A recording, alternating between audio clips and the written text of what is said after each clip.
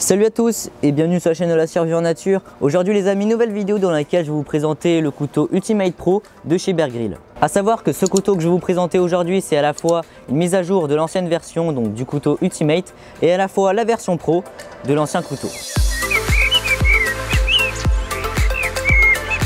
Encore une fois, cette vidéo n'aurait jamais été possible sans le partenaire de la chaîne Azimut Nature.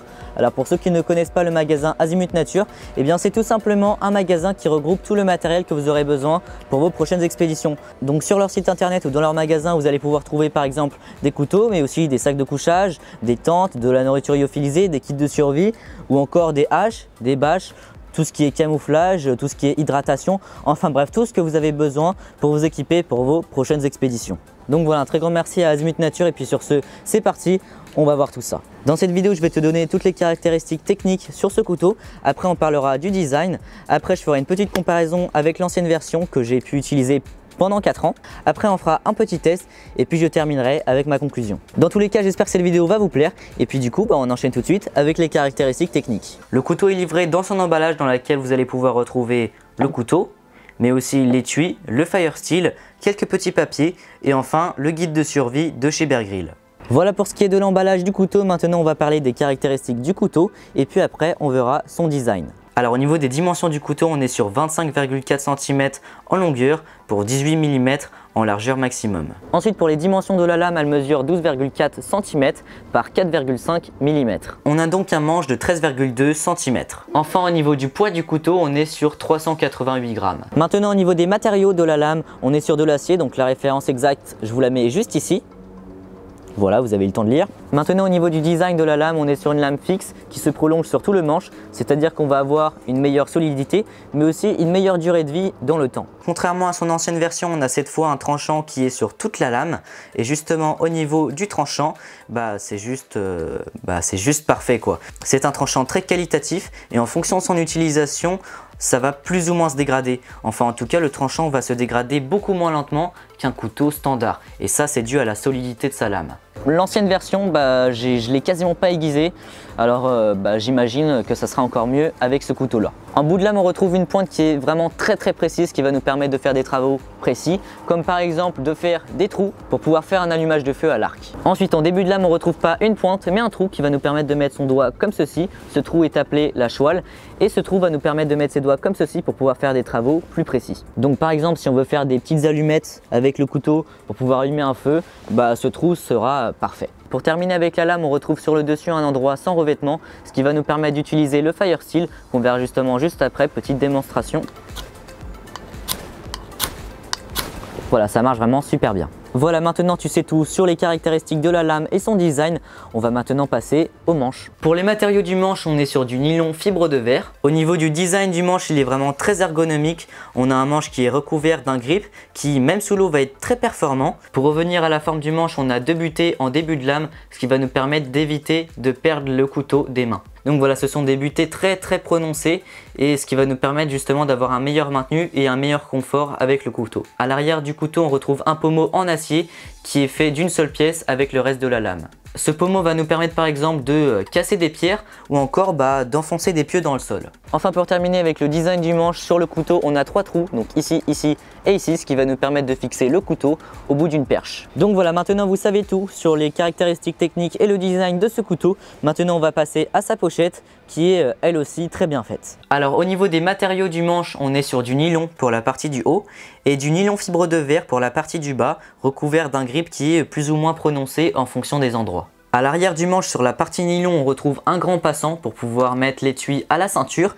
Et sur le dessus, on retrouve une petite pochette dans laquelle on va pouvoir retrouver le guide de survie Bear Grylls. Et sur ce guide de survie fait en papier étanche, on a beaucoup de techniques comme par exemple récolter de l'eau, mais aussi les nœuds, faire un feu, s'abriter ou encore naviguer. Donc voilà, guide de survie qui est livré avec tous les instruments de chez Bear Grylls et qui est vraiment très bien fait, malheureusement c'est en anglais. Enfin de l'autre côté de la partie nylon, on a un dépassant pour pouvoir sécuriser le couteau. Vous avez aussi la possibilité d'enlever cette partie en nylon. Pour cela vous avez juste 2 vis ici à dévisser, puis après vous avez juste à enlever la partie nylon et puis vous garderez cette partie là pour protéger la lame du couteau. Donc voilà pour la partie haute. Maintenant on va passer à la partie basse. Donc sur cette partie basse on commence avec le fire steel. fire steel qui est juste ici, donc on a du grip sur le dessus et puis sinon bah, ça ressemble à ça, un fire steel, rien de plus classique. Ensuite sur le bas de l'étui on retrouve un petit trou, ce qui va permettre bah, d'évacuer l'eau de l'étui. Et puis ensuite à l'arrière on retrouve un aiguisoir qui est franchement bien fait, qui va nous permettre bah, d'aiguiser son couteau. Et en fonction si on est droitier ou gaucher, on a la possibilité d'adapter l'aiguisoir. Donc là il est en position droitier, donc comme ceci. Vous avez la possibilité de dévisser les vis qui sont juste ici pour mettre l'aiguisoir du côté gauche et ainsi aiguiser son couteau de la main gauche. Donc voilà, sinon au niveau de l'aiguisoir il n'y a rien de plus classique, on a juste à mettre la lame comme ceci et puis bah, aiguiser son couteau. Comme ceci. Enfin pour terminer avec le rangement du couteau, bah, c'est vraiment très simple, on a juste à glisser la lame dans un sens ou dans l'autre dans l'étui et puis après ça se clipse tout seul en fait. Voilà, et puis là ça bouge plus, franchement c'est super sécurisé. Et puis bah, si vous êtes en mouvement et vous préférez le sécuriser encore plus, vous avez toujours le petit passant qui est juste ici pour bah, sécuriser le manche. Donc voilà, maintenant vous savez tout sur les caractéristiques techniques et le design du couteau et du manche. Maintenant on va passer aux deux petites améliorations que j'ai faites justement bah, sur le couteau et sur le manche. Alors d'origine, et c'est pour ça que j'en ai pas parlé, mais on a ce petit sifflet et cette petite dragonne qui est livrée, bah, ça ressemble à ça au final. Donc voilà, c'est vraiment super puissant. Et puis comme vous pouvez voir, la dragonne est assez petite. Du coup je me suis dit bah pourquoi pas mettre une vraie dragonne sur le couteau, ce que j'ai fait. Donc au final j'ai mis une grande dragonne orange. Et puis bah c'est une dragonne qui bah, du coup est vraiment utilisable par rapport à l'ancienne. Et donc du coup bah là je peux sécuriser le couteau et si je le fais tomber bah en espérant que je me coupe pas le pied. J'ai mis la petite dragonne sur le fire steel car franchement c'est assez dur de sortir le fire steel de l'étui. Il faut quand même y aller et forcer. Du coup bah, j'ai juste mis le petit sifflet et sa petite dragonne sur le fire steel. C'est donc tout au niveau des améliorations que j'ai fait sur ce couteau. Maintenant on va passer aux différences entre la version Pro, donc Ultimate Pro, donc ce couteau là, et son petit frère le Ultimate. Le couteau Ultimate c'est son ancienne version, je l'ai gardé plus de 4 ans et il est toujours en très bon état. D'ailleurs il a actuellement trouvé un nouveau propriétaire malheureusement parce que du coup ça me servait à rien d'avoir deux couteaux. C'est donc pour cela que je peux vous donner mon avis en détail sur son ancienne version et je dis bien mon avis parce qu'il y en a qui ont fait n'importe quoi avec, ils l'ont fait tomber par terre directement avec la pointe et il se plaint que le couteau est cassé, ce qui est un petit peu normal hein, sur du béton. Moi je vais vous donner mon avis avec une utilisation normale, voire parfois un petit peu extrême, hein. Je l'ai utilisé dans toutes mes vidéos jusqu'à aujourd'hui. Enfin bref, c'est parti, je vous donne mon avis. C'était donc pour moi un très bon couteau et c'est d'ailleurs toujours un très bon couteau, rapport qualité-prix. Pour les prix d'ailleurs au niveau des couteaux on en parle à la fin de la vidéo. Enfin bref, franchement, il n'y a rien à dire dessus, il se dégrade correctement. Au bout de 4 ans, il y a juste la peinture de la lame qui est légèrement partie et le tranchant et des impacts dans la lame qui commencent à apparaître. Par exemple, parfois j'ai tapé une pierre avec le couteau, du coup il y a un impact dans la lame et c'est difficilement rattrapable, même en l'aiguisant très bien. Bref, vous avez compris mon avis sur cette ancienne version. Maintenant on va parler de celle-ci qui franchement ça n'a rien à voir. Enfin quand même, on est sur le même style de couteau, mais ça a clairement été retravaillé au niveau de l'ergonomie. C'est beaucoup mieux au niveau de la solidité par exemple du manche, c'est beaucoup mieux. Avant on était sur une espèce de manche semi-caoutchouc, semi-nylon fibre de verre. Enfin bref, quand j'ai vu la différence de solidité au niveau du manche, ça a clairement rien à voir, ça a été retravaillé, c'est vraiment beaucoup plus solide. C'est tout en plastique, hein, en nylon fibre de verre, c'est franchement retravaillé et beaucoup plus solide. Donc voilà, ça c'était au niveau du manche, ça a clairement été retravaillé. Pareil au niveau de l'aiguisoir, c'est pas du tout la même chose. Avant c'était une plaquette, donc une pierre où on pouvait l'aiguiser manuellement. Et puis là du coup on a juste à mettre sa lame comme ceci, c'est vraiment super simple. Maintenant au niveau du design du couteau, ça a clairement été retravaillé, c'est super cool. Au niveau de la lame, pareil, il n'y a rien à dire, on a un tranchant très qualitatif et puis juste ici on a la chouale pour pouvoir mettre son doigt comme ceci et avoir plus de précision. Donc voilà, je pense que vous avez compris et puis maintenant on va passer à un petit test du tranchant et c'est parti. Alors on va commencer par sa fonction numéro 1, c'est-à-dire enlever beaucoup de matière avec justement le beau tranchant.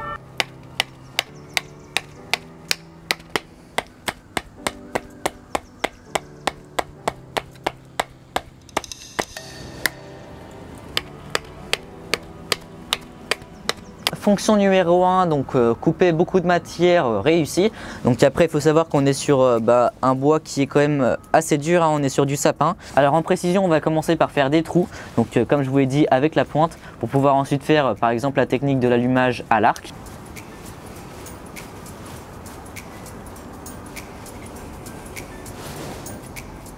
Test d'affûtage de la pointe réussi, bon ça je m'en doutais.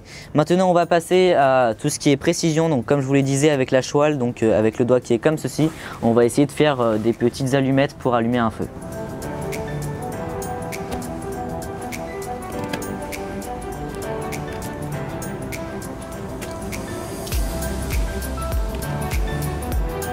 Bon voilà, test réussi. Bon, il faut savoir que le bois est vraiment très dur, il est sec. Ce qui fait que il est vraiment très dur et c'est du coup assez dur de faire des grandes allumettes. Des petites, il n'y a pas de problème, mais faire des grandes allumettes, c'est vraiment dur, surtout que du coup comme vous pouvez voir, c'est un reste de tronc, ce qui fait que il y a plein d'épines et c'est assez chiant de tenir. Enfin bref, j'ai aucun doute là-dessus sur un bois qui est un petit peu plus mou, mais sans dire humide, donc sec. Ça, j'ai déjà pu l'expérimenter avec l'ancienne version et voilà, j'ai pas de doute là-dessus, ça marchera. Plus sérieusement, il y en a qui diront que pour le prix, on peut trouver mieux et moi je vous dirais oui et non. Forcément, on peut trouver mieux, mais il faut savoir que c'est pas du tout pour les mêmes utilisations. Là, on est sur un couteau pour les gros travaux, donc pour envoyer beaucoup de matière. On est sur entre guillemets de la randonnée, de la survie, ou voire même on peut utiliser ce couteau pour la chasse. Donc voilà, pas oublier que c'est un couteau pour certaines utilisations, c'est pas pour toutes les utilisations. C'est pas un couteau qu'on va prendre dans son sac pour aller en ville, et c'est pas du tout un couteau suisse. Alors il y a des couteaux qui sont assez ressemblants niveau forme. Je pense au couteau de chez SI, où pour le coup là on est à peu près sur le même design, mais c'est beaucoup plus cher. Il me semble que j'avais regardé les couteaux qui m'intéressent, on est sur 150 € à peu près, et c'est pas du tout le design au niveau du manche. La lame elle me convient parfaitement, par contre au niveau du manche c'est pas du tout ergonomique. On est sur un manche assez plat, comme à peu près un Opinel, sauf que c'est beaucoup plus travaillé.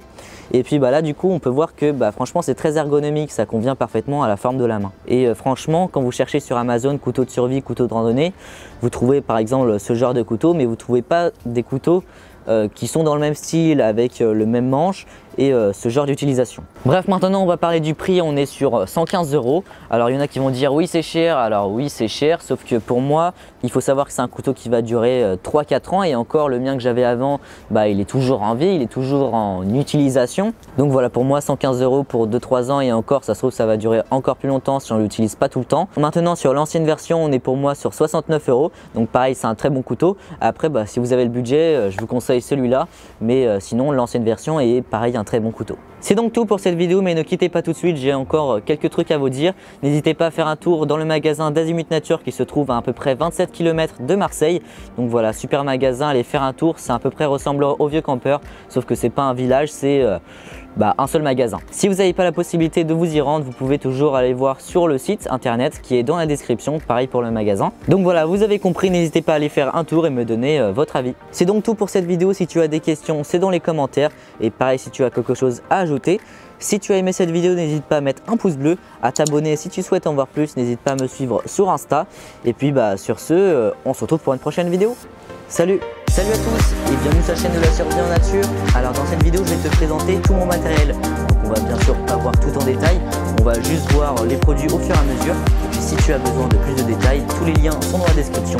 J'ai parfois sorti des vidéos, par exemple sur le réchaud Windboiler de chez MSR, j'ai sorti une vidéo, tout est dans la description. Alors pour ceux qui